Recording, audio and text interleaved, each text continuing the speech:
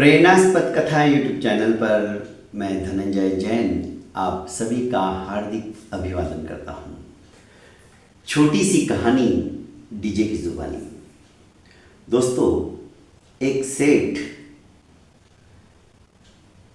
अपने व्यापार को न्याय और नीतिमत्ता के साथ चलाते हुए अपने पूरे परिवार का भरण पोषण कर रहा था। सेठ के 4 लड़के थे, 4 पुत्र वधू, पत्नी, बच्चों के एक और बच्चे, भरा पूरा और संपन्न परिवार। किसी तरह का अभाव अभियोग नहीं था। लक्ष्मी मानो पैर फैलाकर उनके घर के अंदर बैठी थी। पर दोस्तों, कहते हैं ना, लक्ष्मी का दूसरा नाम चंचला होता है। चंचल, उसका स्वभाव ही चंचल होता है। आज यहां तो कल वहां, परसों किसी और के यहां। एक दिन सपने के अंदर लक्ष्मी सेठ जी के पास आकर कहती कि सेठ जी, तुम्हारे यहां पर रहते हुए मुझे बहुत समय हो गया और मुझे किसी प्रकार की कोई तकलीफ नहीं हुई। जहां मैं रहना चाहती हूं वो घर तुम्हारा बिल्कुल उसी लायक है, पर मेरा स्वभाव मुझे एक जगह टिकने नहीं देता। अब मेरा समय हो गया है कि मैं कहीं और चली जाऊं, और जैसे ही मैं जाऊंगी हानि आ जाएगी। हानि, नुकसान, शुरुआत हो जाएगी। तुम्हारा भाग्य रूठ जाएगा, अभागा आ जाएगा। पर तुमने मुझे कभी नाराज नहीं किया। मैं चाहती हूं कि जाते जाते तुम्हें एक वरदान देके जाऊं। मांगो, तुम्हें क्या चाहिए। सेठ जानता था यदि लक्ष्मी गई तो मैं कितना भी सोना चांदी हीरे जवाहरात मांग लूं, वो चले जाएंगे। सेठ बड़ा विचक्षण और बुद्धिमान था। उसने हाथ जोड़कर मां लक्ष्मी से कहा कि मां, आप जा रही हो, कोई बात नहीं, सहर्ष जाइए। जहां आपका मन है वहां जाइए।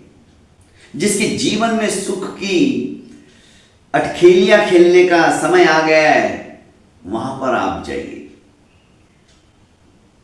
पर मां, जाते जाते आप यदि मुझे कुछ देना ही चाहती हो तो मेरे घर के अंदर प्रेम, स्नेह, आत्मीयता ये कभी नहीं खत्म होनी चाहिए। बस ये वरदान मुझे आप दे दो। चाहे कैसी भी परिस्थिति क्यों ना आ जाए, आपस में जो सामंजस्य है, आपस में जो प्रेम है, वो बिल्कुल भी नहीं जाना चाहिए। लक्ष्मी हंसते हुए तथास्तु कहती है और चली जाती है। अब दूसरे ही दिन सबसे छोटी बहू सभी के लिए बड़े तपेले के अंदर खिचड़ी बनाने की तैयारी करती है। क्योंकि इतने सारे लोग, उसने चावल को धोकर तपेले में डाल दिए थे पानी के साथ में, और मुट्ठी भर नमक भी डाल दिया, ताकि इतने सारे लोग, खिचड़ी का तपेला भी बहुत बड़ा था तो उतना नमक चलता ही था। वो मेजरमेंट था उनका। इतने में बड़ी बहू आती है और कहती है, वो हिला चुकी थी नमक को। सफेद नमक सफेद चावल के साथ में कब मिक्स हो गया पता ही नहीं चला था।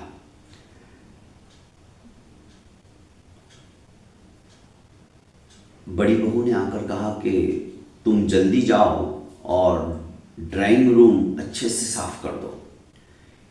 खिचड़ी के चावलों को मैं देख लूंगी, और दाल वगैरह भी डालकर मैं इसे कुकर पे चढ़ाकर, तुम इसका बिल्कुल टेंशन मत लो, पहले तुम वो काम करो क्योंकि हमारे यहाँ मेहमान आने वाले हैं।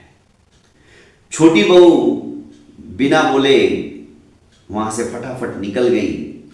इधर बड़ी बहू ने सोचा कि नमक डाल देती हूँ, दाल भी धो के डाल देती हूँ, और उसने भी मुट्ठी भर नमक लेके उसमें डाल दिया।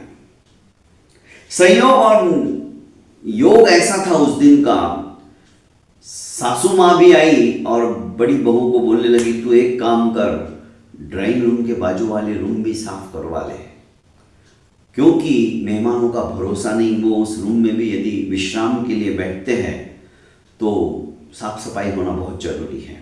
ये सब मैं देख लूंगी। चावल और दाल को हिला चुकी बड़ी बहू ने माँ जी का आदेश मानकर ड्राइंग रूम के बाजू वाले रूमों को साफ सफाई के लिए निकल गई। अब सासू माँ ने भी एक मुट्ठी नमक लिया और उसके अंदर डाल दिया। करीब करीब ऐसे करते करते आधा किलो नमक उसमें आ चुका था।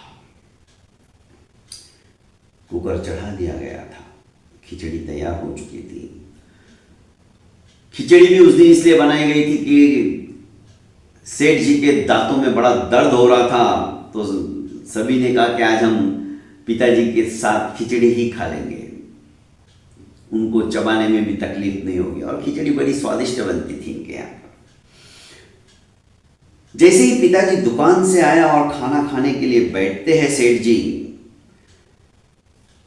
अन्नपूर्णा देवी को नमस्कार करके पहला ही ग्रास अपने मुंह में डालते हैं, नमक से परिपूर्ण वो उनके गले के नीचे ही नहीं उतरता है, पर वे चुपचाप धीरे धीरे सारा खाना खा लेते, बोलते किसी को भी कुछ नहीं है कि इसमें नमक कितना डाल दिया है, कभी नहीं, चुपचाप खाकर निकल गए।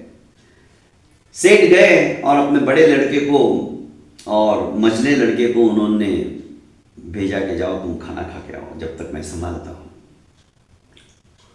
दोनों लड़के आए, खाना खाने को बैठे। खाना खाने के लिए जैसे ही उन्होंने भी एक ग्रास लेके मुंह में डाला तो मुंह तो पूरा खारा हो गया। फिर भी पूछा, क्या पिताजी खाना खा के गए? उन्होंने खिचड़ी खा ली? मां ने कहा हाँ खा ली। अब पिताजी ने कुछ कहा ही नहीं तो हम क्यों बोले?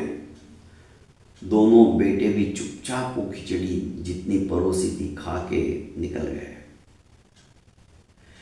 सभी ने एक एक करके जब खाना खाया और सबको पता चला कि खिचड़ी में नमक कितना हो गया है, ये तो बिल्कुल फेंकने जैसी हो गई, पर सभी ने चुपचाप खा लिया।